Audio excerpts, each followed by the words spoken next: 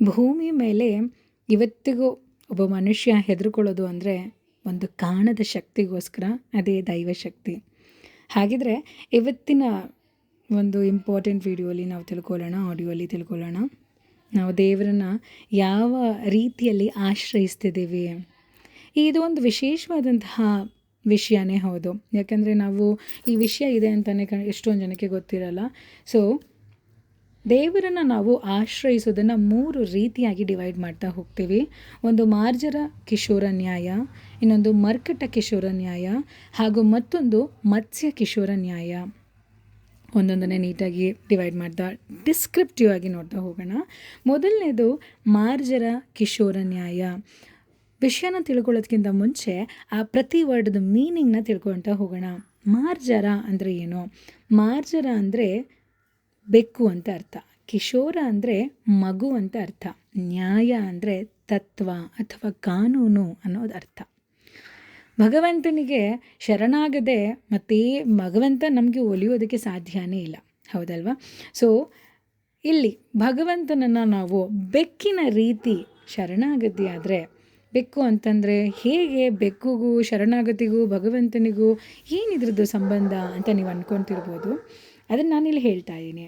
ತನ್ನ ಮರಿಯನ್ನು ಬಾಯಲ್ಲಿ ಹಿಡಿದಿರುವ ಬೆಕ್ಕು ಇಲ್ಲಿ ಭಗವಂತ. ಅಂದರೆ ನೀವು ಇಮ್ಯಾಜಿನ್ ಮಾಡ್ಕೊಳ್ಳಿ, ತಾಯಿ ಬೆಕ್ಕು ಏನಿದೆ, ಹೇಗೆ ತಾಯಿ ಬೆಕ್ಕುನ ಇಲ್ಲಿ ಭಗವಂತ ಅಂತ, ಹಾಗೂ ಅದು ಏನು ಬಾಯಲ್ಲಿ ಕಚ್ಕೊಂಡಿರುತ್ತಲ್ಲ ಮರಿ, ಅದು ನಾವು ಭಕ್ತರು ಅಂತ ಅರ್ಥ. ನೋಡಿದವ್ರ ಕಣ್ಣಿಗೆ ತಾಯಿ ಬೆಕ್ಕು ಬಾಯಲ್ಲಿ ಕಚ್ಕೊಂಡಿದೆ ಮಗುನ, ಅದು ಕತ್ತತ್ರ ಇಟ್ಕೊಂಡಿದೆ, ನೋವಾಗ್ತಿದೆಯೇನೋ, ಅದಕ್ಕೇನಾದ್ರು ಆಗುತ್ತೇನೋ ಅಂತ ನಾವು ನೋಡ್ತಾ ಇರ್ತೀವಿ. ಆದರೆ ಬೆಕ್ಕು ಬಾಯಿಯಲ್ಲಿ ಮರಿಯನ್ನು ಹಿಡಿದಿರುವಾಗ ನೋಡುವಾಗ ನಮ್ಗೆ ಎಷ್ಟು ನೋವಾಗ್ತಿದೆಯೇನೋ ಅಂತ ಅನಿಸಿದ್ರೂ ಕೂಡ ತನ್ನ ಮರಿಗೆ ಸ್ವಲ್ಪನೂ ನೋವಾಗದಿರೋ ಹಾಗೆ ತುಂಬ ಜೋಪಾನವಾಗಿ ಹುಷಾರಾಗಿ ತಾಯಿ ಕಾಪಾಡ್ತಾಳೆ. ದೇವರು ನಮ್ಮನ್ನು ನೋಡ್ಕೊಳ್ತಾರೆ ಅನ್ನೋ ಒಂದು ನಂಬಿಕೆನ ಇಲ್ಲಿ ಸೂಚಿಸುತ್ತೆ.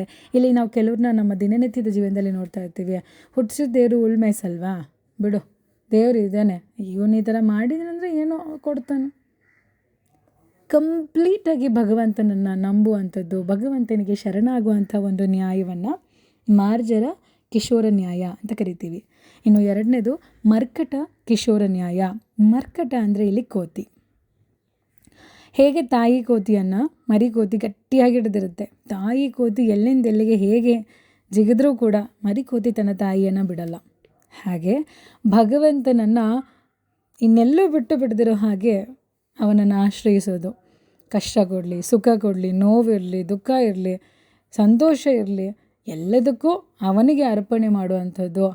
ಆ ರೀತಿಯಲ್ಲಿ ಭಗವಂತನಿಗೆ ನಾವು ಶರಣಾಗತಿ ಆಗೋದನ್ನು ಇಲ್ಲಿ ಮರ್ಕಟ ಕಿಶೋರ ನ್ಯಾಯ ಅಂತ ಕರಿತೀವಿ.